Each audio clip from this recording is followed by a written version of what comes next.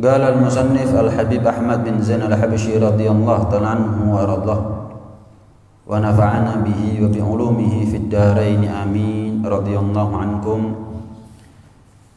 Masih dalam pembahasan tentang ibadah haji. Terakhir sudah kita bahas tentang apa kewajiban yang harus kita lakukan ketika kita tawaf. Selama kita tawaf ini apa saja perkara yang harus kita hati-hati, apa saja perkara yang wajib yang dituntut bagi kita untuk mengerjakannya. Maka sama dalam urusan sa'i, tawaf sudah kita bahas. Dalam urusan sa'i pun juga ada beberapa kewajiban yang harus kita kerjakan selama kita sa'i agar sa'i kita ini sah. Yang pertama apa? Wa yajibu ayyakuna sa'yu sab'an.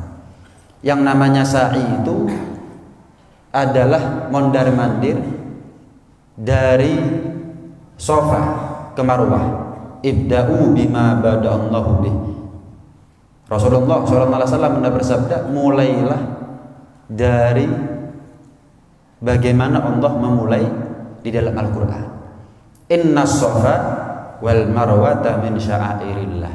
Karena Allah berfirman dalam Al-Quran, Safa dulu yang disebut daripada Marwah. Maka kalau kita memulai sa'i wajib dimulai dari Safa. Dimulai dari Safa, ketika kita sampai ada di Marwah itu dihitung satu. Dari Marwah kembali lagi ke Bukit Safa dihitung dua. Jadi pasti yang namanya sa'i sebanyak 7 kali kita mondar-mandir dari Safa ke Marwah, dimulai dari Safa dan pasti berakhir ada di mana? Safa, Marwah. Pasti dimulai dari Safa dan berakhir ada di Marwah sebanyak 7 kali. Kalau kita ragu ini 7 apa 6 ya, maka wajib kita nganggap 6 kalau ragu. Sama kalau kita sholat, ini 3 rakaat apa sudah 4 rakaat? Sholat zuhur misalnya, ini 3 atau 4? Anggap 3. Anggap 3. Sebelum salam jangan lupa sujud sahwi. Nah, kalau sa'i nggak ada sujud sahwi tadi. Ini 6 apa 7 ya? Anggap 6. Anggap 6. Sama seperti permasalahan tawaf kemarin. Ini sudah 6 putaran atau sudah 7 putaran? Anggap 6. Kalau ternyata ketika kita tawaf dengan anggapan masih 6 putaran, atau kita sa'i dengan anggapan bahwa ini masih ke-6, kemudian ada yang memberikan kabar kepada kita, loh kamu sudah selesai 7 kali putaran tawafnya kamu. Cuman kalau sa'i agak lebih mudah untuk mengenalinya, apakah ini 6 atau 7. Kenapa? Pasti ketemu ada di Marwah. Ini kok Safa berarti 6. Kurang saya lagi, nggak mungkin, soalnya 7 ketemu di Safa itu nggak mungkin, atau 6 ketemu di Marwah nggak mungkin. Ini pasti putaran ke-7 ketemunya ada di Marwah. Nah, intinya kalau terjadi keraguan-raguan antara 6 atau 7 anggap 6, antara 5 atau 6 anggap 5. Kecuali kalau ada orang yang ngasih kabar kepada kita wa balagha haddat tawatur, yang memberikan kabar kepada kita banyak, loh kamu sudah selesai tawafnya kamu, sa'inya kamu sudah 7 kali, baru kita wajib untuk percaya dengan ucapan mereka. Tapi kalau cuma 1-2 orang yang kamu, loh bukankah sudah 7 kamu tadi ini, kok masih nambah lagi? Enggak, saya merasa 6. Kita nggak boleh percaya sama mereka. Kita nggak boleh percaya sama mereka. Lanjutkan. Ya, mending kelebihan daripada kurang. Itu gambarannya. Nah, wajib 7 kali. Bagaimana Rasulullah sallallahu alaihi wasallam dalam hadis riwayat sahabat Abdullah bin Umar radhiyallahu taala anhuma wa radhahuma. Sahabat Abdullah bin Umar itu menceritakan, gadima Rasulullah sallallahu alaihi wasallam. Datang Rasulullah sallallahu alaihi wasallam ada di Ka'bah, fatafa bil baiti sab'a. Ketika beliau sampai ada di Ka'bah langsung tawaf sebanyak 7 kali putaran. Kemudian apa? Wa shalla khalfal maqam rak'atain. Seperti yang pernah kita singgung kemarin, orang itu kalau mau sa'i wajib setelah tawaf. Nggak ada orang sa'i dulu baru tawaf, itu nggak ada. Mau setelah tawaf qudum boleh, mau setelah tawaf ifadah boleh. Intinya wajib setelah tawaf. Sa'i harus dilaksanakan setelah tawaf. Rasulullah SAW setelah tawaf 7 kali, beliau sholat ada di belakang makam Ibrahim. Makam Nabi Ibrahim ini bukan makamnya Nabi Ibrahim. Makamnya Nabi Ibrahim, makamnya ada di Palestina. Makam Nabi Ibrahim itu adalah makom, itu secara bahasa tempat berpijaknya kaki. Jadi yang seperti kurungan itu, seperti sangkar itu, kalau kita perhatikan di dalam itu seperti ada telapak kaki. Itu adalah telapak kaki Nabi Ibrahim alaihissalam ketika beliau diperintah oleh Allah untuk membangun Ka'bah. Jadi ceritakan Nabi Ismail itu membantu ayahnya Nabi Ibrahim untuk membangun Ka'bah. Yang bagian menata batu Nabi Ibrahim, yang bagian mengambil batu dan memindah batu tempat berdirinya Nabi Ibrahim, tempat berpijaknya kaki Nabi Ibrahim, itu adalah Nabi Ismail. Jadi yang mengambil batu Nabi Ismail, yang menata batu Nabi Ibrahim. Satu sisi berikutnya dipindahkan tempat berpijak tadi itu. Ini ibarat orang kalau sekarang tangganya itu dipindah. Nabi Ismail yang memindah. Singkat cerita, ketika hampir sempurna bangunan Nabi Ibrahim terhadap Ka'bah, ada bagian tertentu yang nggak terjangkau. Maka dikatakan batu itu naik. Sama seperti kisah Mi'rajnya Rasulullah SAW. Batu itu mau ikut Mi'raj bersama Nabi. Ini juga begitu. Ditakdirkan oleh Allah, Nabi Ibrahim punya mukjizat. Yang pertama, batu itu melunak. Ada riwayat batu itu adalah batu surga. Makanya mendelep kaki Nabi Ibrahim itu biar kuat ketika beliau ada di atas ketinggian, maka dijadikan lunak kemudian mendelep. Jadi kuat begitu pijakan kaki Nabi Ibrahim ketika menata atau membangun Ka'bah gitu. Nah, ketika bagian tertentu yang tinggi, kan semakin tinggi bangunan nggak nutut, maka batu itu ditakdir oleh Allah sebagai mukjizat kepada Nabi Ibrahim, naik, terangkat begitu. Ada berbagai macam riwayat ada di situ. Makanya Allah berfirman dalam Al-Quran, "Fattakhidhu min maqami Ibrahim musalla." Jadikanlah makam Ibrahim itu sebagai tempat sholat. Rasulullah SAW bersama Sayyidina Umar. Yang pertama kali ngasih usulan itu adalah Sayyidina Umar. Ya Rasulullah, apakah lebih baik kalau kita ini setelah tawaf sholat dulu 2 rakaat di belakang makam Ibrahim? Maka turun ayat fattakhidhu min maqami Ibrahim musalla. Usulan Sayyidina Umar ini dilegitimasi, diabsahkan oleh Allah Subhanahu wa taala dengan firman-Nya, jadikan makam Nabi Ibrahim, tempat berpijaknya kaki Nabi Ibrahim tadi itu sebagai tempat sholatnya kalian. Maka Rasulullah Shallallahu Alaihi Wasallam setelah tawaf sholat sunnah 2 rakaat di belakang makam Ibrahim, baru yang namanya sa'i. Ini juga dalil bahwa berkah itu boleh. Berkah itu ada dan ngambil berkah itu boleh. Buktinya ketika Sayyidina Umar tahu ini makam Ibrahim, maka beliau mengambil kesempatan. Cuman karena ada Rasulullah, maka beliau menawarkan kepada Rasulullah atau usul kepada Rasulullah, ya Rasulullah, alangkah baiknya kalau kita ini menjadikan makam Ibrahim sebagai tempat sholat. Disetujui oleh Allah Subhanahu wa taala. Berarti berkah itu ada.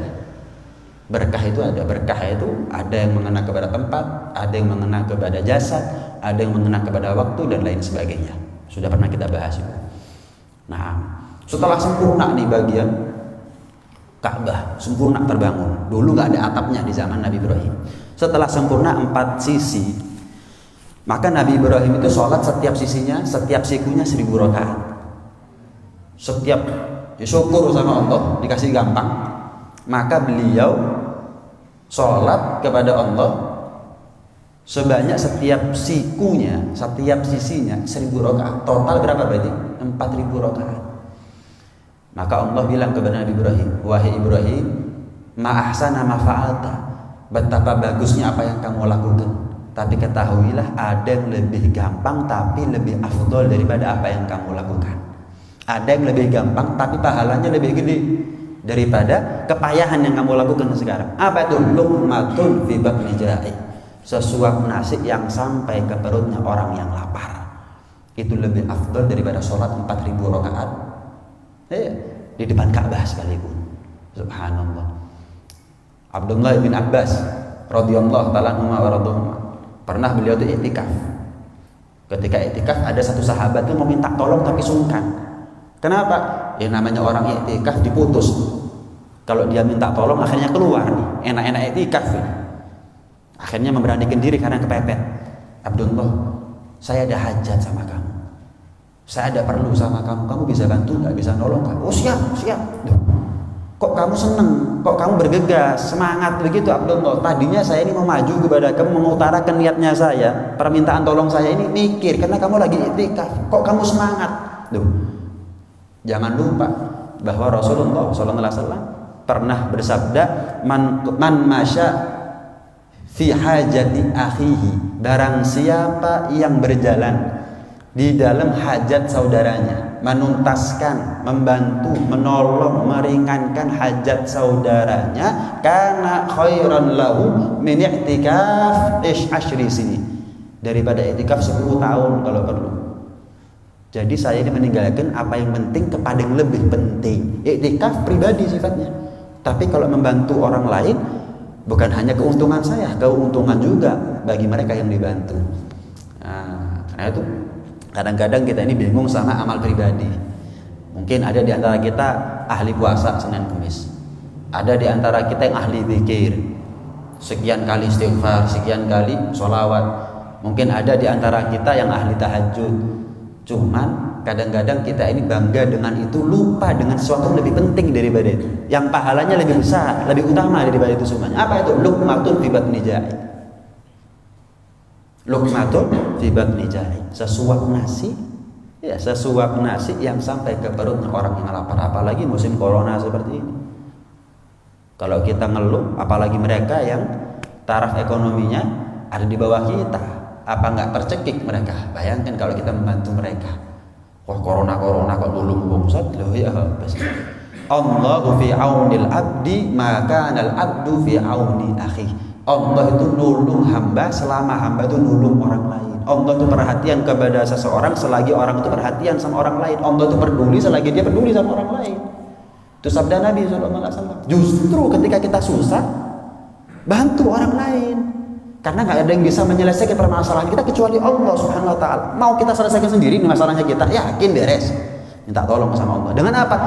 Peduli sama orang lain. Allah akan peduli sama kita. Kalau kita ngereken orang lain, Allah akan ngereken kita. Saya punya kakek itu, nggak tahu saya pernah cerita atau belum. Itu kalau sudah pasar sepi itu malah belanja banyak. Jadi kalau sudah pulang, nenek saya tuh melihat kakek naik becak bawa belanjaan banyak. Oh, paham bis. Oh, ini pasar sepi.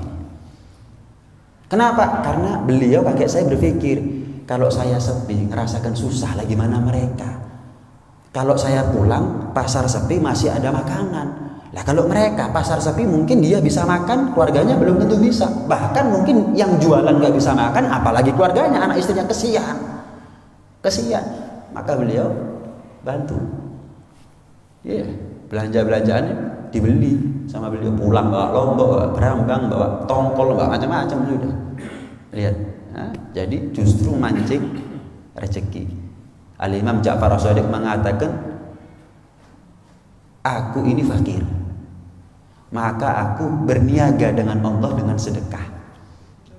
Aku ini fakir, kalau mau cari untung, maka berniagalah dengan Allah, pasti untung, gak mungkin rugi, pasti untung. Sedekahnya kita sedikit atau banyak pasti dihargai mahal oleh Allah Subhanahu Wa Taala, dunia sampai di akhirat. Kita kan enggak, ngaku fakir malah nggak ngarikan uang, malah mendelep nasibnya. Sejus nggak ada. Karena itu jangan alasan fakir misalkan, atau alasan syarat ekonomi macet, kemudian kita ini nggak peduli sama orang. Justru dalam keadaan seperti itu kita ini perlu bersedekah fi sarra wa dharra. Mau dalam keadaan senang kita peduli sama orang lain, mau dalam keadaan susah ketahuilah ada yang lebih susah daripada kita. Ya, ada yang dipecat, kita alhamdulillah mungkin kita atasan, walaupun ekonomi seperti itu, tapi kita masih atasan. Lah mereka yang di bawah kan, mereka dipecat. Karena itu mau dalam keadaan senang kita peduli sama orang lain, mau keadaan susah kita juga peduli sama orang lain. Naam. Wa yajibu ayyakuna sab'an wa ba'da tawafin. Seperti yang saya sampaikan tadi, yang namanya sa'i itu wajib setelah tawaf. Naam. Kalau misal kita dalam keadaan melaksanakan haji, boleh memilih mau sa'inya kita ini kita kerjakan setelah tawaf ifadah, tawaf rukun, ataukah setelah tawaf qudum. Jadi kalau kita haji, sa'inya kapan? Boleh milih. Ada ulama yang berpendapat afdolnya setelah tawaf rukun. Ada lagi yang berpendapat afdolnya setelah tawaf qudum. Khilaf di antara ulama. Yang jelas boleh dua-duanya. Hanya saja dipersyaratkan agar sa'inya kita sah kalau memang kita mengerjakan tawaf qudum, jangan sampai setelah tawaf qudum wukuf pulang baru sa'i. Nggak bisa.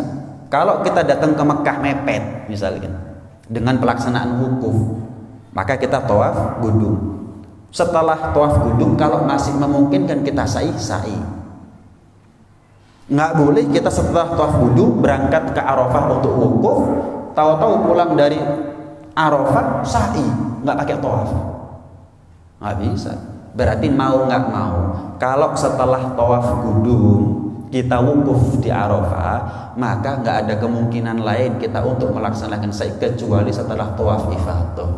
Pulang dari wukuf, kemudian tawaf ifadah, tawaf rukun, baru sa'i. Nggak bisa. Seperti yang saya sampaikan tadi, tawaf qudum, wukuf, pulang ke Makkah, ke Ka'bah, kemudian sa'i, kemudian tawaf ifadah. Nggak ada. Sa'i sebelum tawaf itu nggak ada. Sa'i sebelum tawaf itu nggak ada.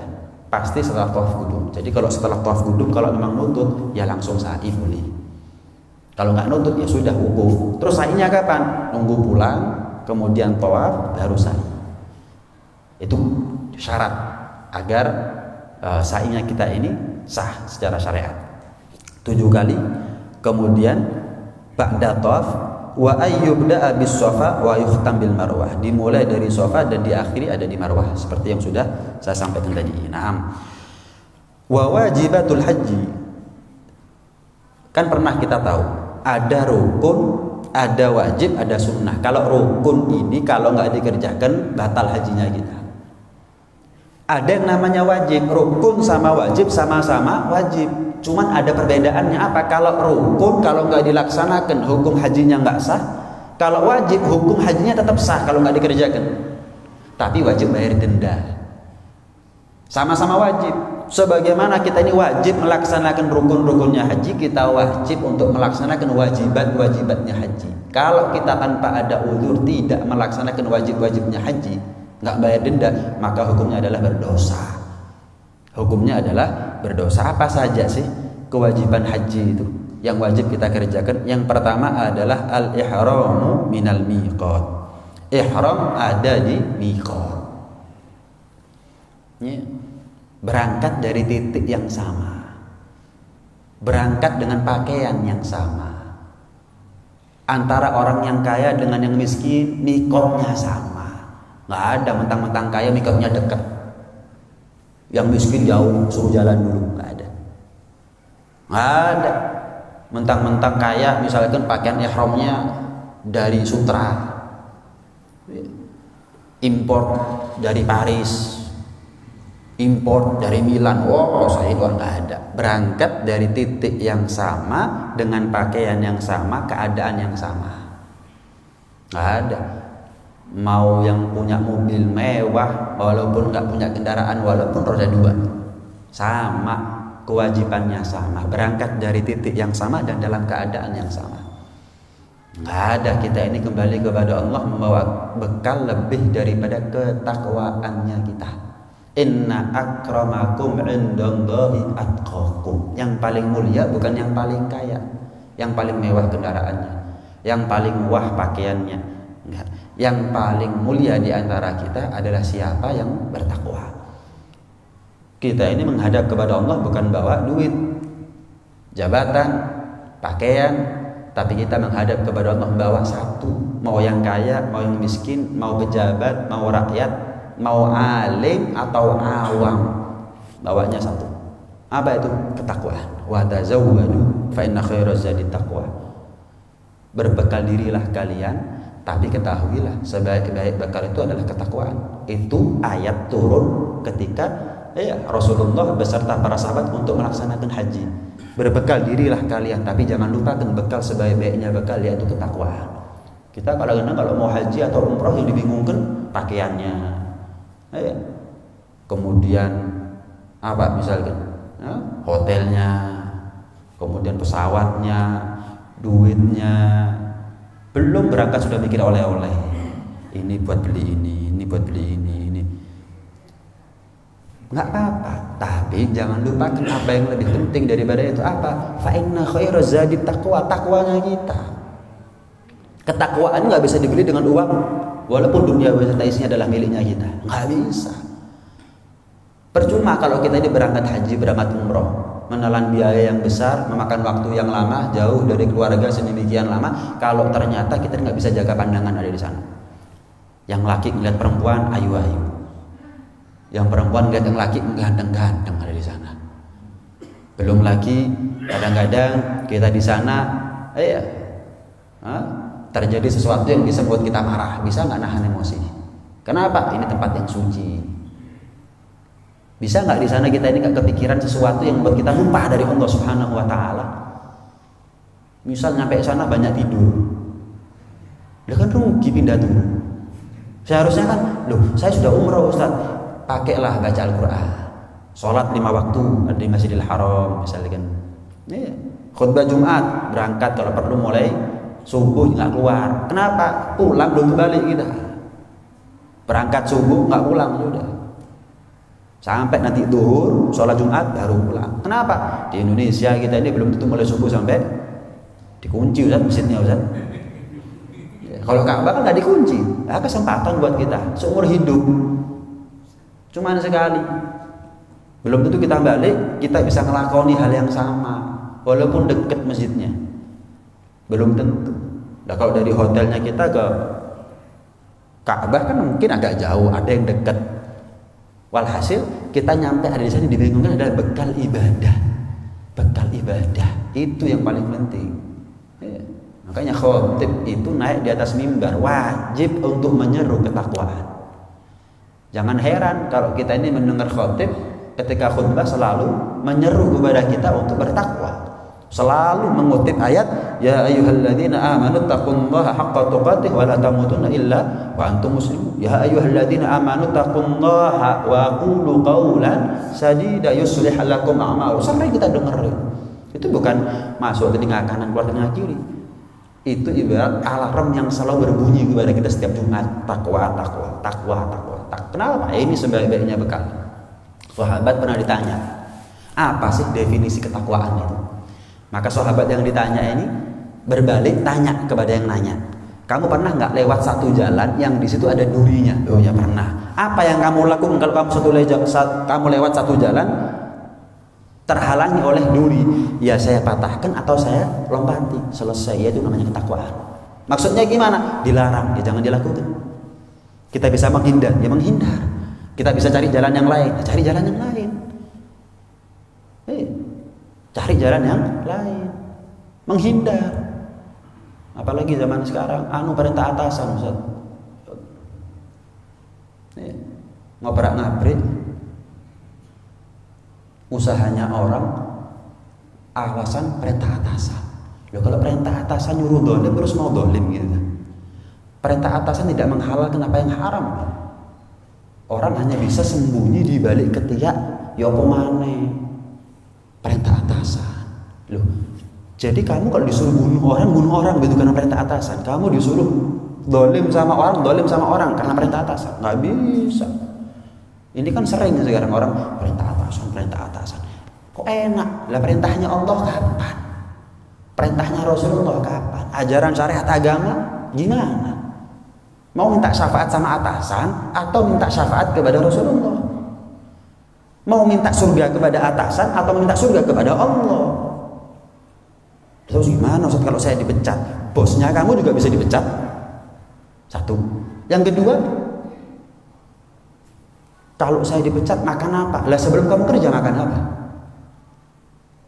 Kamu sekarang bekerja, yakin besok hidup dan besok bisa makan? Itu gambaran. Nggak ada perintah atasan karena takut dipecat kemudian gak ngurus, nggak ngereken. nggak patein sama nasibnya orang. Wis pokoknya saya taat biar saya nggak dipecat, nasib saya aman, besok bisa makan. Loh ya apa sih? Syariat nomor satu. Ya nggak bisa karena perintah atasan kemudian berbuat semena-mena kepada orang lain, berbuat zalim kepada orang lain. Nggak boleh dong. Ini kan sering sekarang ya. Gimana lagi Ustaz? Gimana lagi? Nggak bisa. Mau nggak mau, kalau dia dalam keadaan kepepet, dia harus menomorsatukan perintah Allah dan juga Rasulullah Sallallahu Alaihi Wasallam. Naam, itu kewajiban haji yang pertama, ihram dari mikot. Kemudian yang kedua, kewajiban haji yang harus kita lakukan itu adalah wal mabit di Muzdalifah lailatan nahar. Menginap ada di Muzdalifah pada malam hari raya. Besok lebaran, nah, tanggal 9 malam 10 Dzulhijjah kita nginep ada di Muzdalifah. Itu jalan kaki semuanya setelah wukuf gitu. Lagi-lagi dalam keadaan pakaian yang sama, berangkat bareng-bareng, nggak ada mentang-mentang punya Alphard terus naik Alphard gitu dari Arafah ke Muzdalifah, nggak ada. Nggak boleh naik kendaraan. Dalam artian nggak boleh itu nggak mungkin karena jutaan orang kumpul di tempat yang sama dalam satu waktu yang sama, nggak memungkinkan untuk naik kendaraan. Lalu jalan kaki semuanya, ada yang incak-incakan kok, ada yang meninggal apalagi naik kendaraan, tabrak-tabrakan akhirnya. Nggak memungkinkan, bukan nggak boleh, tapi nggak memungkinkan. Zaman Rasulullah naik onta semuanya, jalan kaki semuanya, ada yang naik keledai, ada yang naik kuda dan seterusnya. Nah, mabit ada di Muzdalifah malam lebaran. Wal mabit layalit tasyrik di Mina. Mabit menginap itu bukan hanya di Muzdalifah, tapi juga mabit itu ada yang di Mina selama 3 hari. Jadi untuk lempar jumroh sebanyak 3 kali tadi itu, setiap hari malam 11, malam 12, hari tanggal 11, tanggal 12, tanggal 13 kita itu pasti menginapnya ada di Mina ya, untuk lempar jumroh selama 3 hari. Nah, dari mabit ini juga kita bisa belajar bahwa ternyata dunia ini asal bukan kita nuruti gengsi ya cukup sebetulnya. Kita mabit di Mina itu, kemahnya modelnya sama semuanya, fasilitasnya kurang lebih semuanya, tapi ternyata kita bisa hidup di sana. Pakaian cuma selembar, makan seadanya, kendaraan ya nggak punya saat itu, rumah kemah kadang-kadang kena angin, kena badai, hancur, roboh. Ternyata kita ini kalau dari mabit ini kita bisa belajar apa? Ternyata kita ini kalau nuruti gengsi ya kalau nanti nggak akan puas kata Nabi kecuali kalau sudah masuk mulutnya kita adalah pasir atau tanah baru kita puas itu. Artinya apa? Lewis mati baru ru artinya dunya. Inna masummiyatid dunya lidana atiha. Kata ulama, dunia dikatakan dunia itu karena sebab rendahnya, hinanya. Jadi nggak ada orang yang kedunya kecuali memang orang itu rela jatuh terhinakan. Orang kalau ngoyong, ngotot, merem, peteng dedet sama yang namanya dunia, nggak ngurus halal haram, nggak ngurus apa yang diperintah dilarang sama Allah Rasulullah, berarti dia sudah menjerumuskan dirinya sendiri kepada lubang kehinaan. Halaluha hisab wa haramuha adzab. Kata ulama musuh kita ada 3. Dunia, nafsu, setan. Setan yang paling gampang. Kenapa? Zikir hilang tuh setan. Idza dzukirallah khanasa. Kalau sudah kita ini ingat kepada Allah Subhanahu wa taala, terusir dengan sendiri yang namanya setan. Seperti dalam hadis, orang itu kalau adzan lari itu setan terkentut-kentut. Makanya ada doa ta'awudz, a'udzubillahi minasyaitonirrajim. Orang yang jarang lupa, orang yang jarang ingat kepada Allah, banyak lupa kepada Allah, faqad istahwadha alaihimu syaitan fa ansahum dzikrullah. Orang itu kalau sudah dikuasai oleh setan, maka dia akan dibuat lupa untuk ingat berzikir kepada Allah Subhanahu wa taala. Wa may yakhshu an dzikrir rahman nugayyid lahu syaitanan fa huwa lahu qarin. Barang siapa yang berpaling daripada ingat kepada Allah, barang siapa yang berpaling daripada ingat kepada Allah, nggak mau nyebut namanya Allah, nggak mau zikir, nggak mau ingat kepada Allah Subhanahu wa taala, kami Allah sediakan bagi dia syaitan yang selalu mengikuti kemanapun dia berada. Makanya kita kalau masuk rumah ada doanya, biar apa? Setan nggak ikut masuk. Maaf, kalau kita hubungan badan sama istri, disunahkan untuk berzikir, baca doa sebelumnya. Agar apa? Wajannibi syaitan ma razaqtana. Jannibna syaitan wajannibi syaitan ma razaqtana. Ya Allah, jauhkan kami daripada setan dan jauhkan setan daripada rezeki yang Kau berikan kepada kami, yaitu anak, keturunan. Itu gambaran. Mau apapun, makan, zikir, baca doanya. Kenapa? Biar setan nggak ikut makan. Masuk kamar mandi, sarangnya setan. Iblis itu ketika dilaknat oleh Allah turun ke muka bumi, minta kepada Allah, ya Allah, saya minta sarang, saya minta rumah, ya, minta apartemen ada di dunia. Maka nggak ada tempat yang kotor, tempat yang najis seperti kamar mandi kecuali itu menjadi sarangnya iblis. Makanya kita ini kalau masuk kamar mandi selalu diperintahkan oleh Allah untuk minta perlindungan daripada mau setan laki-laki, iblis laki-laki ataupun setan perempuan. Minal khubuthi wal khaba'ith. Itu gambaran. Jadi orang itu musuh yang paling gampang ini setan sebetulnya. Musuh yang paling gampang adalah setan. Yang kedua, dunia. Dunia ini berat. Dunia ini berat.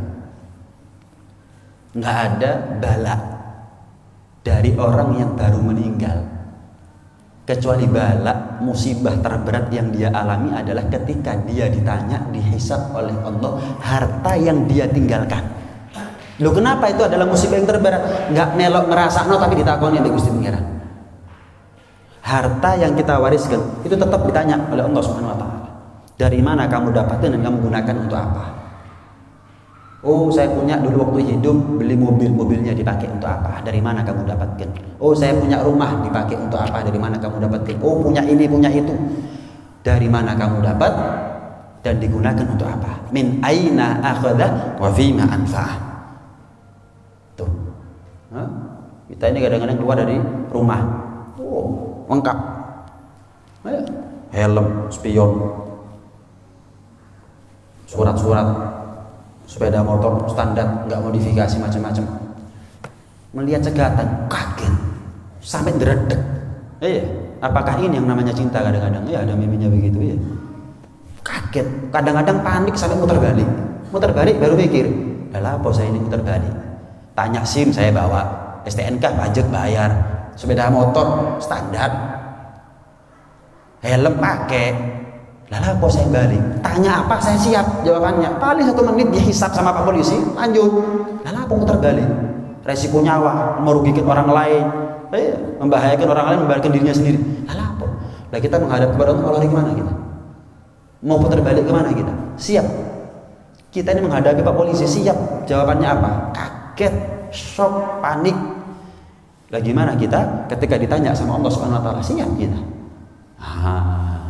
Karena itu dunia ini jangan ada di sini. Dunia ini jangan ada di sini. Apalagi di hati dipikiri. Orang itu kalau keduniaan, Allah jadikan ja'alal faqra baina ainai. Allah jadikan kefakiran justru di depan matanya. Yang dekat orang lek keduniaan, melek motor sing dipikiri dunia, sadurunge merem sing dipikiri dunia, bukan tambah kaya, kefakiran di depan matanya kata Rasulullah SAW. Bukan yang dekat adalah kekayaan, kefakiran yang dekat kepada dia. Bayangkan, mati nggak melok ngerasa, nggak melok menikmati, tapi ditanya sama Allah. Mati meninggalkan harta 2 tanya, loh saya nggak ikut-ikut ya Allah, tapi kamu yang mendapatkannya. Kamu juga pasti pernah merasakannya sebagian daripada harta yang kamu wariskan, rumahnya kamu, kendaraannya kamu, pakaiannya kamu, dan seterusnya. Kamu sempat menikmati kan? Sekarang sudah bukan milikmu, tapi milik ahli warismu. Tapi tetap ditanya oleh Allah Subhanahu wa taala. Yu'khadz minhu kullu wa yus'al anhu kulli. Diambil, direnggut. Setelah kita mati direnggut apapun yang kita punya, tapi tetap apapun yang kita punya ditanya oleh Allah Subhanahu wa taala. Bayangkan itu. Ada bala yang lebih berat daripada itu.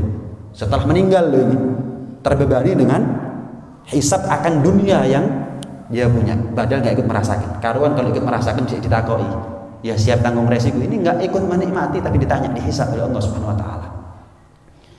Ad-dunya jifah, dunia ini bangkai kata ulama. Faman arada falyasbir ala muasyaratil kilab. Dunia ini bangkai. Kalau ada orang yang mau sama dunia, siap-siap rebutan sama anjing. Nabi Ibrahim itu punya 4.000 anjing untuk jaga kambing-kambingnya.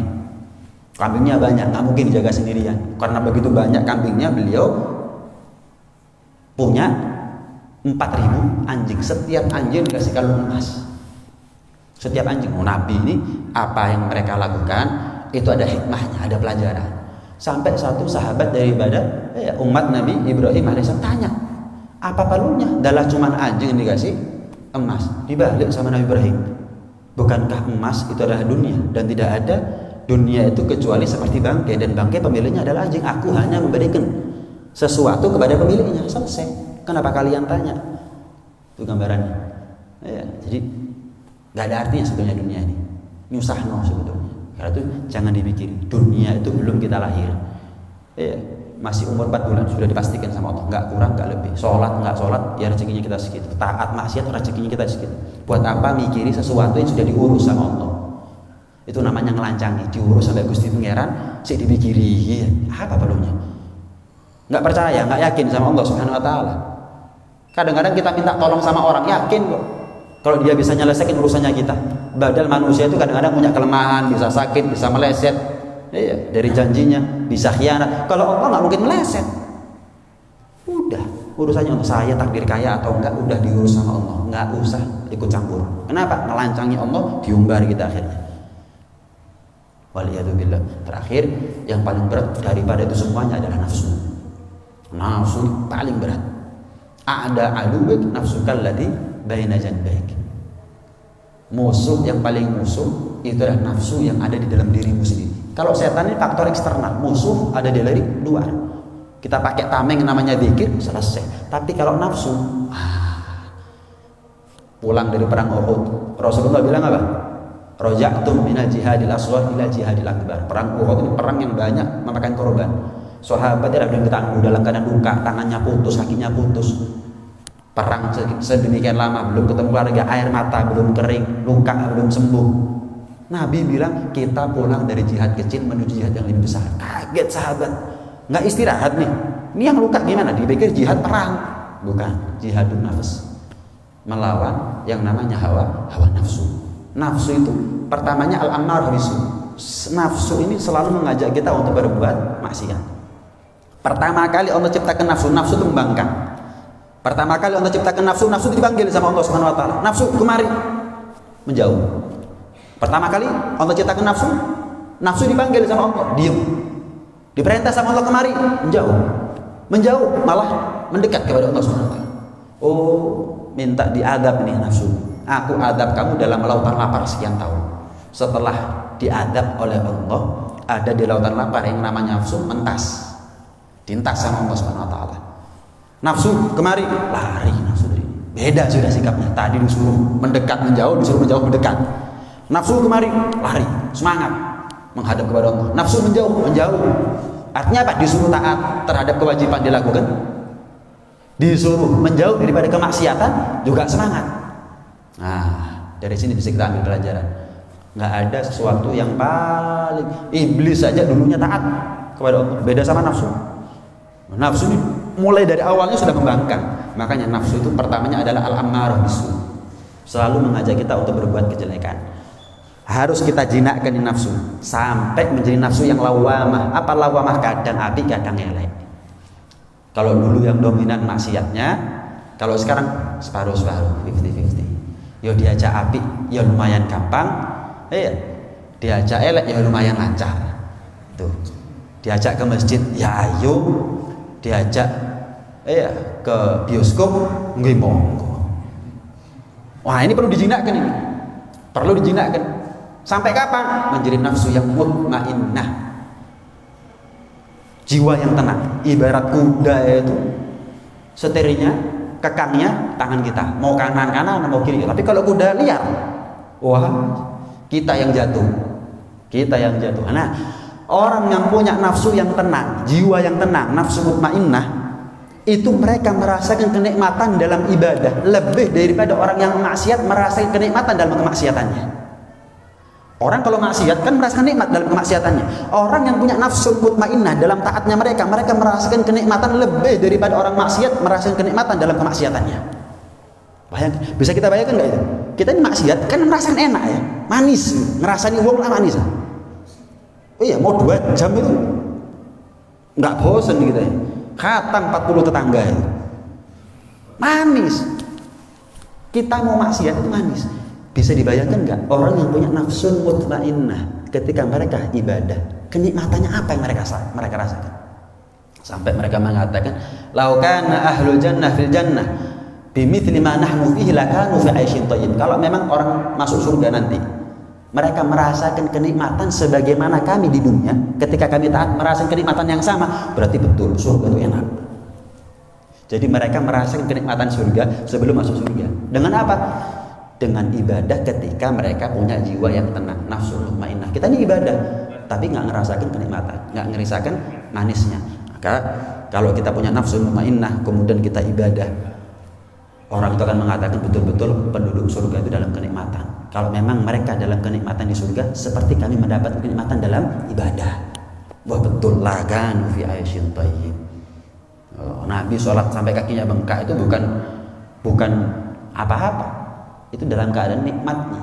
Ada seorang ulama, ya Allah, dalam sujudnya selalu minta kepada Allah, ya Allah, jika engkau izinkan orang itu boleh sholat dalam kubur, aku minta engkau izinkan aku sholat dalam kubur. Kenapa? Syukur karena hutang kepada Allah, hutang jasa kepada Allah ketika hidup belum lunas. Yang kedua, nikmat. Ibadah kepada Allah itu nikmat. Jadi mereka ibadah nggak nunggu dipanggil, ibadah nggak nunggu ketika hidup, wafat tetap mereka ibadah.